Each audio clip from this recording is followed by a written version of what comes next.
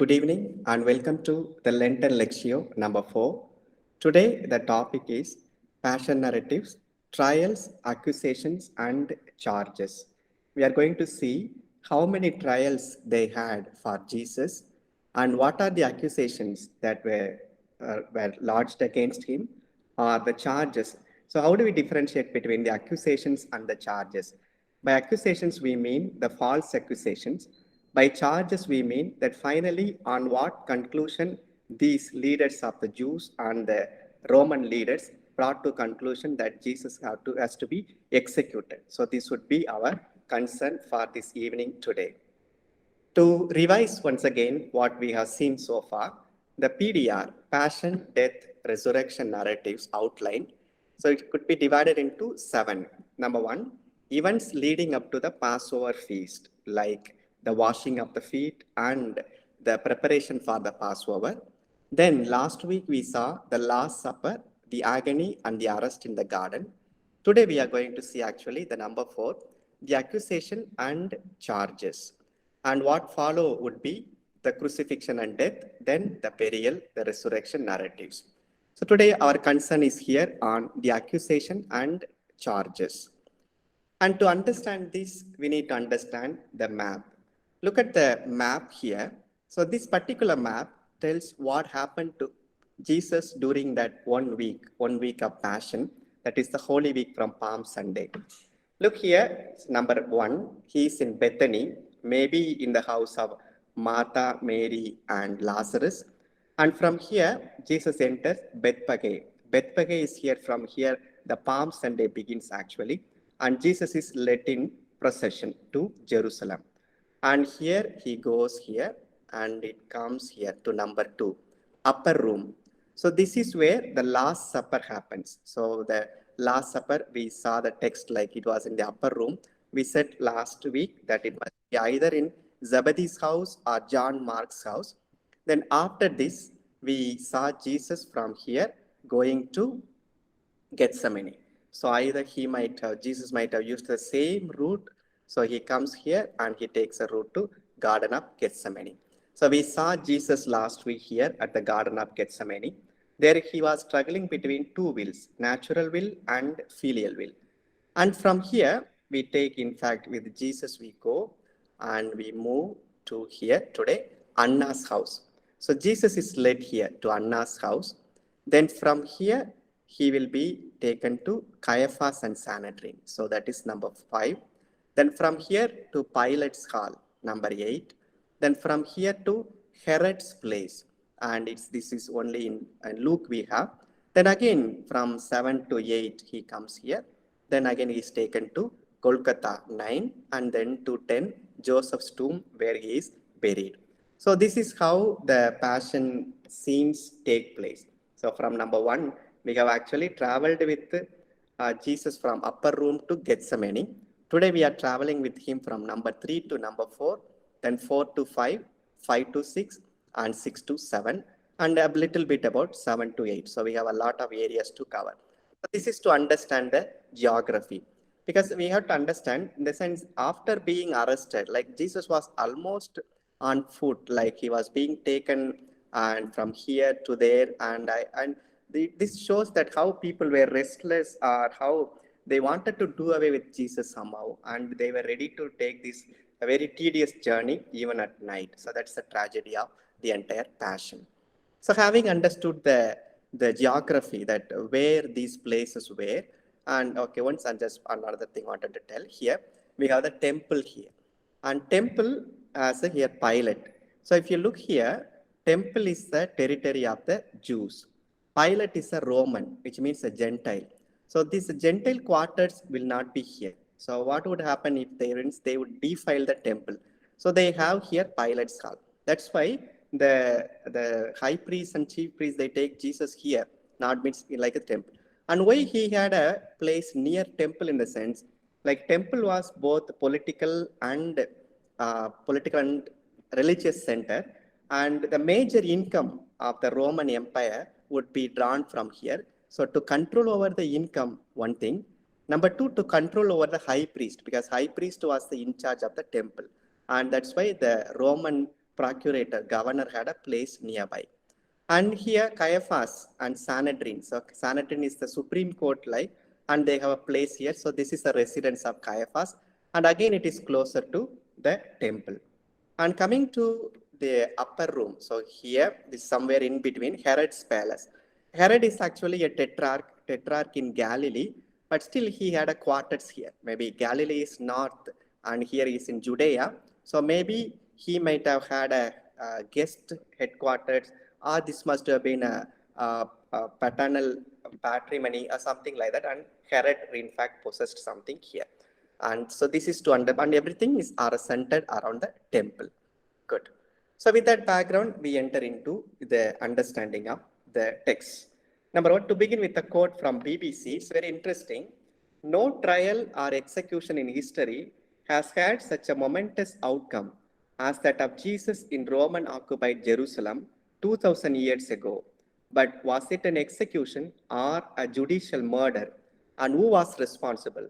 The story begins when the Galilean rebel Jesus rides into Jerusalem on a donkey, deliberately fulfilling a prophecy in the Hebrew Bible about the coming of the Messiah. He is mobbed by an adoring crowd. So this is how BBC, the secular channel, records Jesus. So the first thing to note is no trial or execution has had a momentous outcome, which means they wanted to do away with Jesus. So like they were very keen on this execution of Jesus, and really they were able to achieve it. And finally, the last expression is interesting. Adoring crowd that turns out to be a mob. So here, in fact, Jesus was welcomed into Jerusalem with a crowd which was very enthusiastic. But later the crowd turns to be a mob calling out that crucify him, crucify him. That's the tragedy of the story. Now we go to the text proper. Trials, accusations, and charges. So we have here, in fact, 5 trials. Trials before Caiaphas, trials before Annas, Sanhedrin, Herod, Pilate. We can, in fact, take these 3 things together. Caiaphas, Annas, Sanhedrin, and Herod and Pilate different. Now from here, when we read the names, now we are able to already, since we know the map, we are able to situate how Jesus might have been taken from one place to here, here to here, and again here to. So we are able to, since with the understanding of background, we have little like why 3 different places and why these 3 different groups or persons. Coming to Caiaphas. Who is Caiaphas? Caiaphas is a high priest. High priest is the so-called our supreme pontiff, holy father, we can say, is the head of the entire the Judaism. And what is the privilege for him is that he will be the supreme, the president of the Sanhedrin, which means he will have judicial power, administrative power, legislative power, and financial power. And that way, and he also had a political, because this Roman Empire was there, and in fact they were hand in hand with the Roman Empire. So that's one thing. Another thing, religious power in the sense, only high priest had a role to play in the Holy of Holies. So we know from the geography, the temple was divided into 3 parts. That is holy place. Then we have the priests were serving, the altars are there. Then we have Holy of Holies. And in the Holy of Holies, only the high priest can enter, and he enters only once a year. And when he enters, what they would do, so they would tie a robe around his waist. So he is there inside. In case he dies and nobody can enter into the Holy of Holies, so what they will do, they will drag through the robe. And that's how the high priest was held in a high esteem, because only he could stand between God and between the people of God. And that was a great privilege he enjoyed.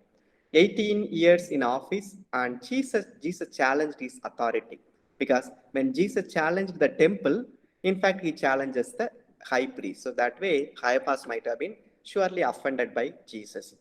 Then Annas. This Annas we have reference in Luke, but Luke has a reference when he says, beginning of Jesus' ministry, like when he introduces John the Baptist, he tells that during the high priesthood of Annas and Caiaphas.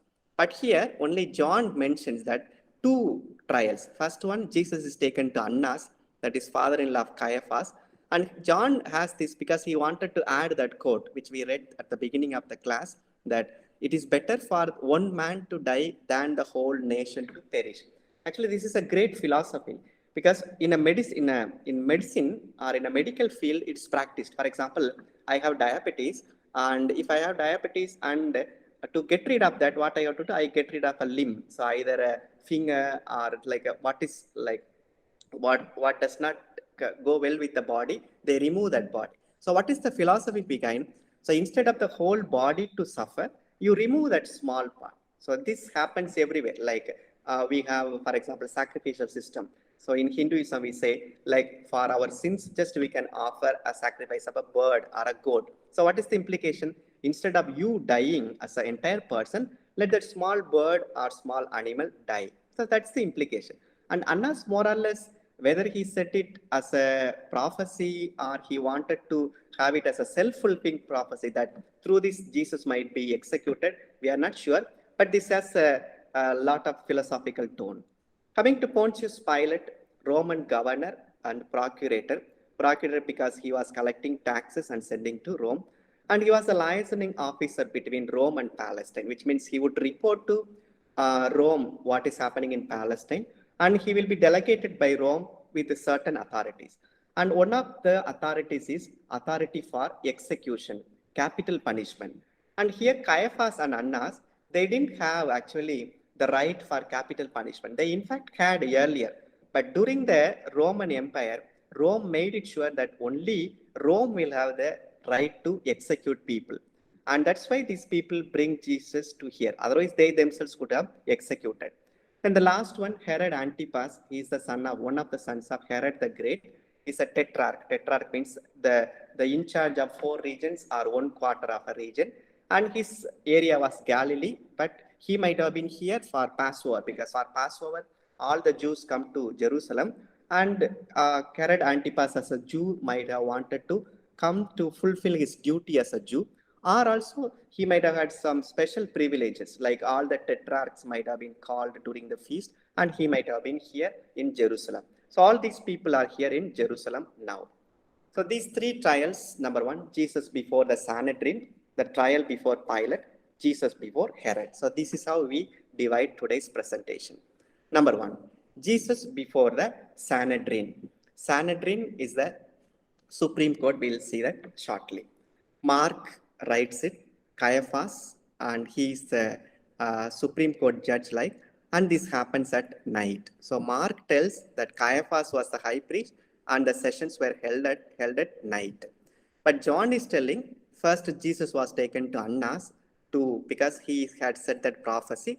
Then from there Caiaphas, and maybe Annas might have been the high priest when Jesus was born, and maybe Jesus might have Annas might have known about Jesus since his childhood. So that way John wanted to bring Annas here as well. And to understand about Sanhedrin, Sanhedrin is a Supreme Court with 71 members. And 3 groups will make the Sanhedrin. Number 1, high priest, he is the president. Then elders, elders means the priests. Then scribes. So the Pharisees will have their representatives here. Scribes would be represented here. Sanhedrin presided over by high priest always. Then there has to be a quorum of 23. So what is the quorum?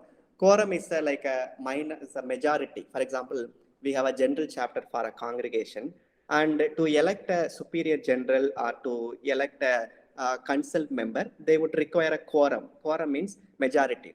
Majority could be absolute majority or relative majority or a single majority. So here, according to any sentence to be passed, the Sanhedrin had a law that 24 persons had to agree, but there is no mention about that. And usually it was situated around the temple because maybe high priest was there and his residence was there, maybe for practical reasons.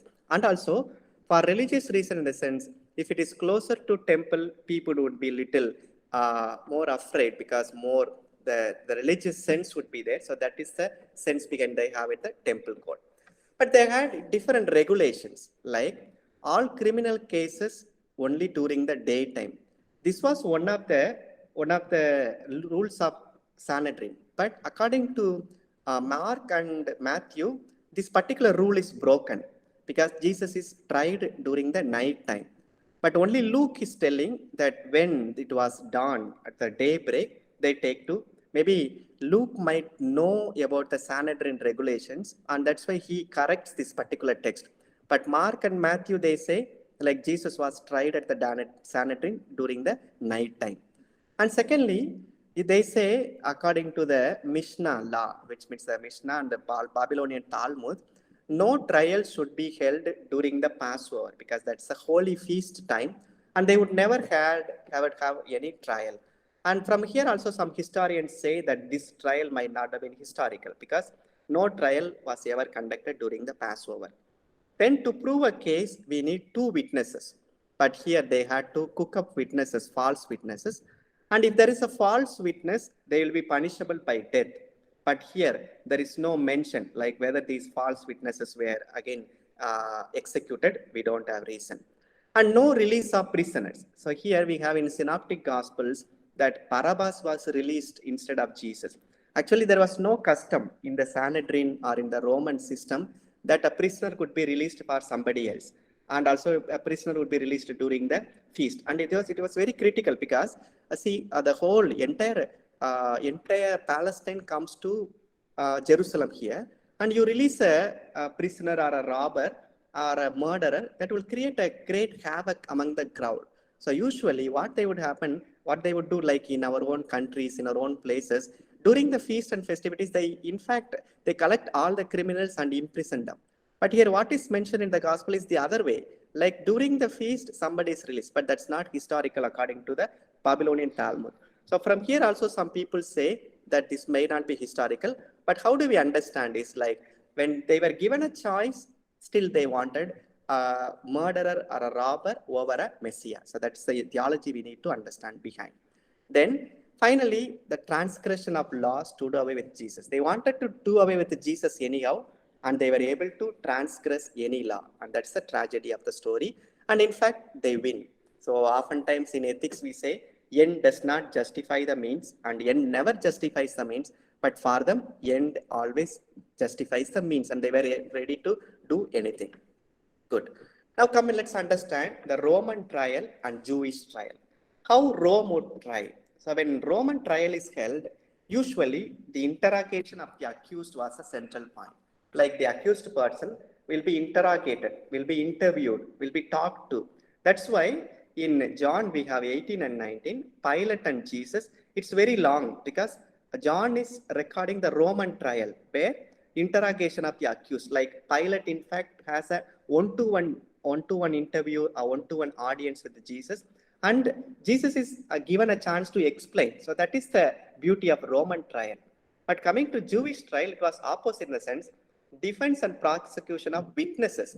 So witnesses were given more importance, and they would take the central stage and in presenting their cases, and the accused persons will be usually silenced and nobody would mind it. And same thing happens because when Jesus was tried in Sanhedrin, and hardly we have any focus on Jesus, only the focus is on the witnesses. Good. Then witnesses should not contradict. This was the rule, but here we have again witnesses contradicting.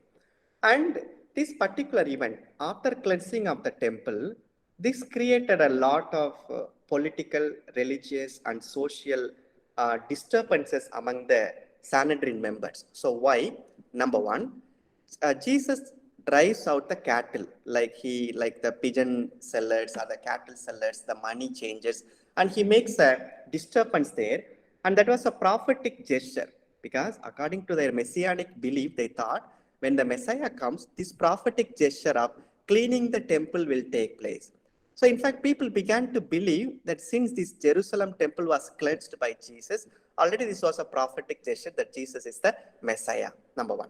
And again, some people say that we need to take this temple cleansing also with a pinch of salt because just like that temple, like you can't enter because Jesus might not have, according to the historians, they say Jesus might not have entered to just Jerusalem temple because the temple police would be there, then Roman police would be there.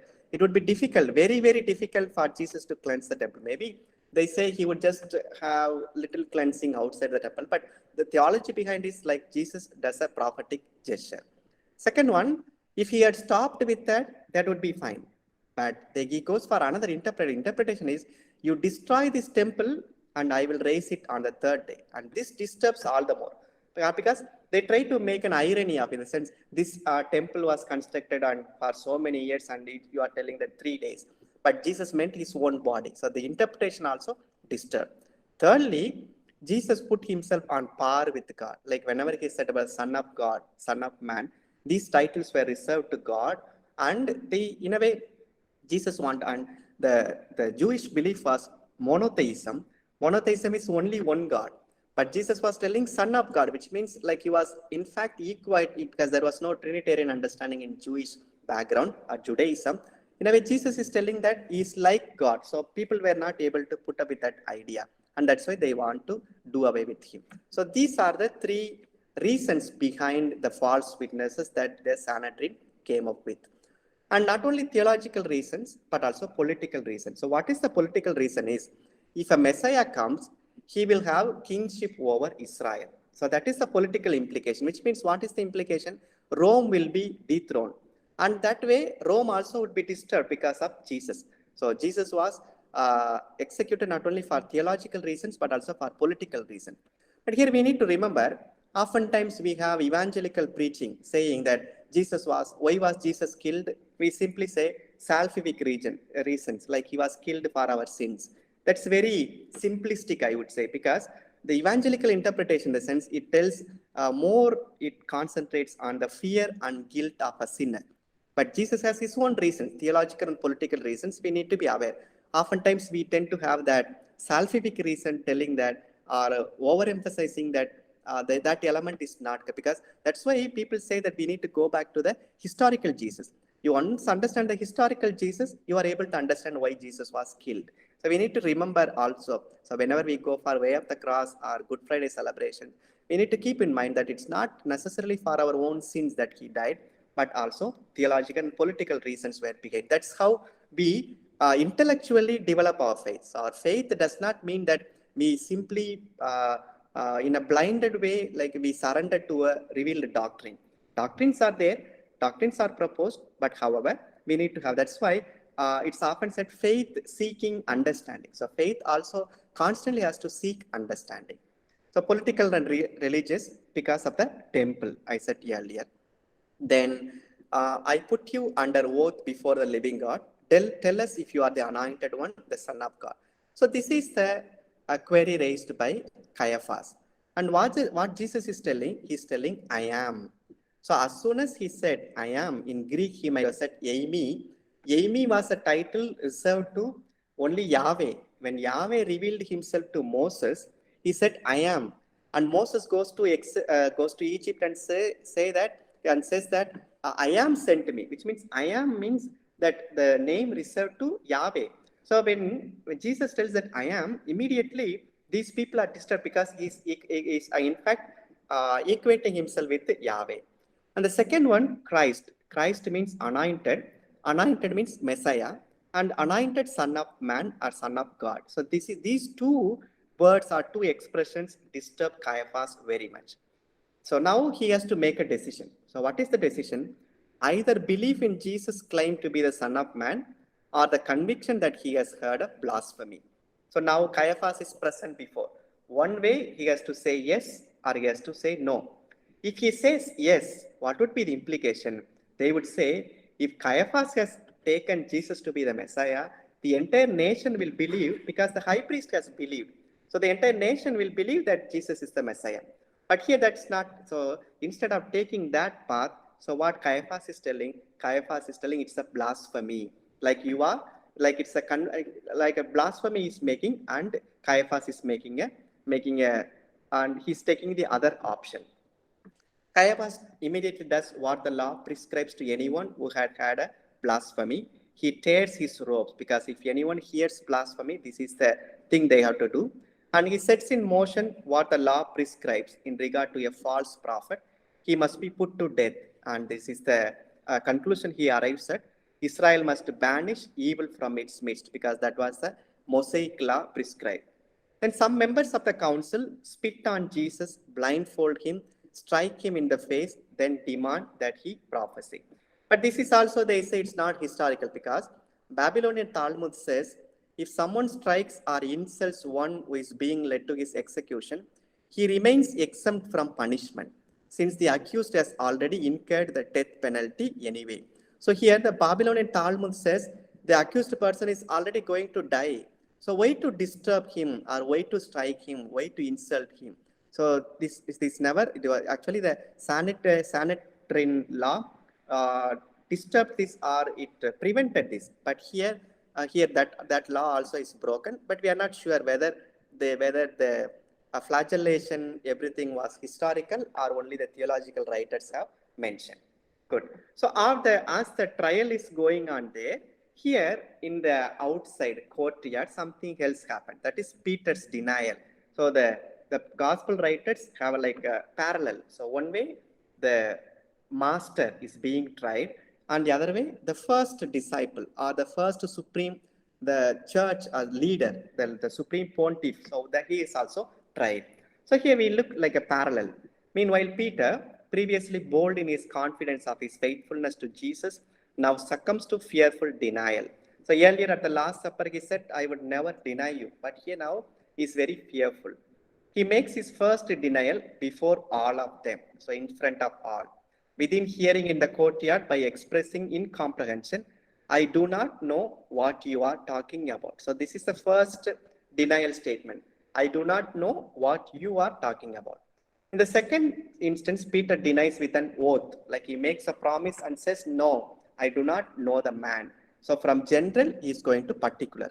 The third time, Peter repeats his claim of ignorance with greater vehemence. At the height of his denial, the cock crows and Peter remembers the words of Jesus. So this is how the denial scene takes place.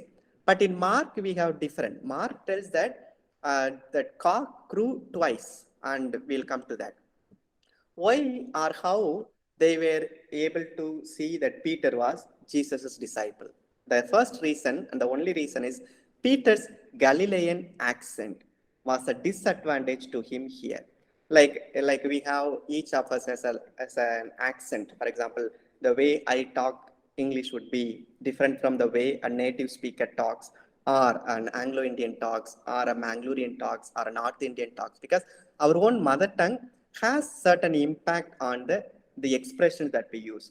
And Peter was from Galilee, so here the communication might have been either in Greek or in Latin or in Aramaic. So the Aramaic of Galilee was surely different from Aramaic of Judea. So like even in our own regions, one language differs from other region. And from here, they were usually like, because the Galileans would, like in a way, they would not pronounce words well. That's why Galileans were not allowed to read in the synagogue. But we have an exception for Jesus. Jesus is allowed, though even though he is from Galilee, because they would say that because that those persons may not be able to communicate well. The similar event we have in Judges. In Judges, there is like a Shibboleth, Sipoleth. So this, because one tribe was not able to pronounce Shibboleth. So what they will say, instead of sh, they will say sir. Shibboleth, instead of that, they will say Siboleth. So that makes a great change in the book of Judges. So more or less from the accent, these people might have found, because like they might be just interested to talk to each other, like that they might have initiated conversation. And hearing the different Aramaic accent, people might have doubted. And another thing to appreciate is like other disciples, in the sense they left Jesus, but he follows somehow. And another thing, he knows from where to collect the information. So here he is sitting among the soldiers. So soldiers will naturally pass information from what is happening inside. So that way he wanted to follow closely. That way we need to be very compassionate towards Peter, because even though he had his own shortcomings, even though other disciples desert Jesus, he follows him and he knows where to get the information, and he sits with the right person. And again, he sits with the common people, and that's something we need to appreciate always. Like the Petrine ministry starts with the common people. So like Peter was not with the high priest or with that this, but he was with the common people, because he wanted to know the pulse of what is happening there. And that's something beautiful we to learn from Peter. And let's go to the cock crow. So here we often think that cock crow would mean like the bird, cock, real cock would crow. But that's very impossible. Why? Because it's not the voice of a bird. In fact, Poultry was not allowed in the center of the city, where the palace of the high priest was found, for reasons of not defiling the holy things. So here, poultry, the excreta of the birds will defile the holy things in the temple. So that's why the no bird was. So even it's like often we think that like a crow means it might have been a caged bird. No, there was no caging. Like even in our own villages, we see the chicken and hens and cocks. So all they are in the streets. So the same way in that Palestinian Jewish social economic background, this might be the same case, and they would never allow these birds to enter because that will defile because of the excreta it produces, and that will defile the temple premises, and especially the high priest, because high priest had a lot of regulations before he offers any sacrifice. And one of the reasons is that no defiling of this kind, like he should never stamp on the excreta of any bird or any cow dung. So these many regulations were there, so they were very particular that no bird would be allowed. So how do we understand the cockcrow? We need to understand in the castle of Antonia, that is where Pilate was residing, the changing of the guard was done with a trumpet call. So changing of the guard means like one shift is over, another shift comes in. So how do they mark that change? They would mark with a trumpet call. In Latin, it was called gallicinium. Gallicinium means in English it's translated as a cock crow, and it is possible that Peter heard this trumpet call. So oftentimes, but from here only the lot of artistic expressions. For example, in Germany, if we go to differentiate a Catholic church from a non-Catholic church, what they would have a cross with a cock. Means the cock represents Peter. Peter represents that the church has the Holy Father's recognition, which means the church's head is the Holy Father. So that's why they have the cock there in the Catholic churches in Germany. But it has come into our artistic expressions. But in fact, this cock crow has nothing to do with the real voice of a bird. And Peter made it an essential part of his gospel. So here another thing to note is in Mark we have not only one the cock crows once but twice. So what's the implication? Mark is the disciple of Peter. If Peter wanted, he might have told Mark, you remove this embarrassing passage from here. I don't want my later believers to see me as a person who denied Jesus. But he never wanted. That also shows how Peter was a very humble person. Then here Peter's courage. Peter had indeed been courageous to some extent to come up to the courtyard of the high priest when all other disciples ran away. That's something beautiful about Peter. Then coming to, trial before Pilate. So initial interrogation by Pilate. So now we have completed with the Sanhedrin, and from Sanhedrin now we move to trial before Pilate. What happens here?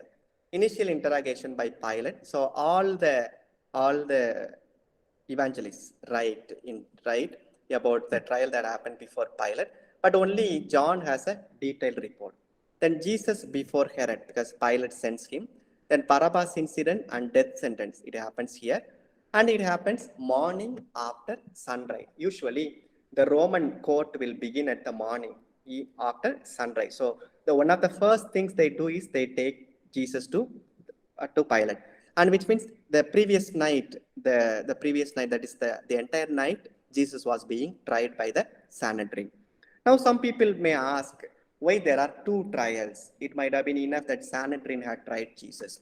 So, two reasons could be proposed. Number one, Sanhedrin had no power for capital sentence, which means to kill a person, it had no power. Because earlier it had power, but now Rome had removed it because that would like it as to weaken their power. Rome had removed it. Number two, stoning is the punishment for blasphemy according to Mosaic law. And Sanhedrin had the Mosaic law. It didn't have any civil law. So according to the Mosaic law only it will judge. According to Mosaic law in Deuteronomy, the blasphemy, if anyone who blasphemes against God. So what is the punishment? Is stoning to death.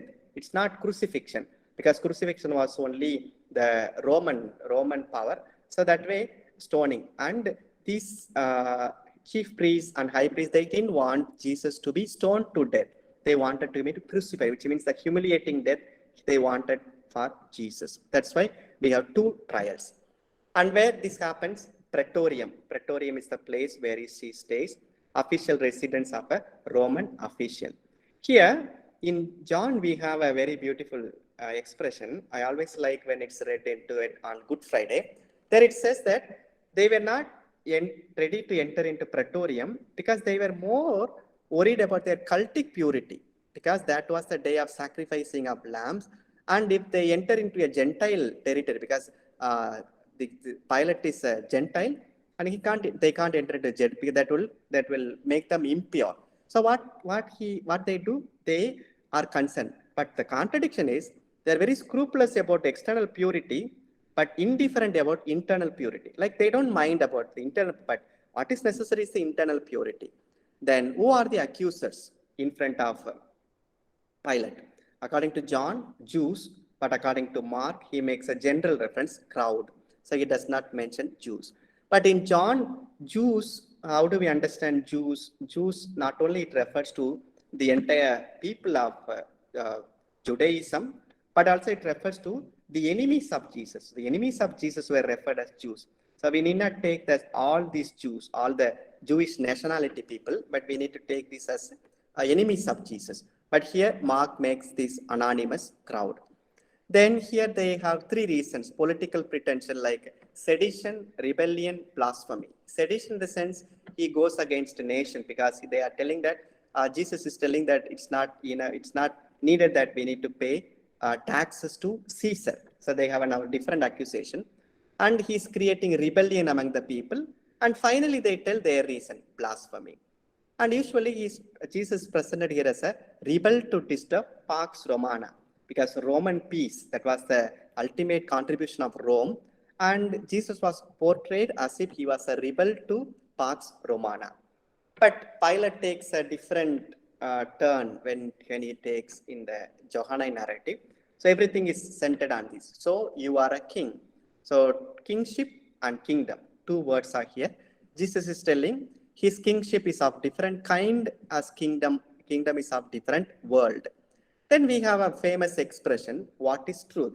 And Jesus is telling that I came to proclaim the truth. And Pilate, in fact, makes a mark of it, like what is truth?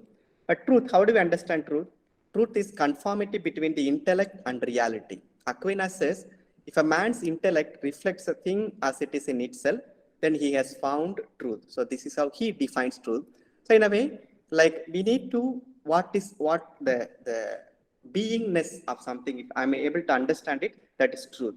But if you know the movie, The Passion of the Christ, there we have a different Kie Veritas, then this is my Veritas, and Pilate tells to his wife that Caesar is my truth, and this, if I do this, that. So that's a very beautiful conversation we have in Mel Gibson's.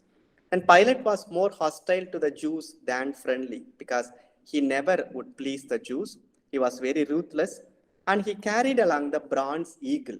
Bronze eagle is like a Roman soldiers. Instead of carrying any flag, what they would do, they would have a molten image of an eagle.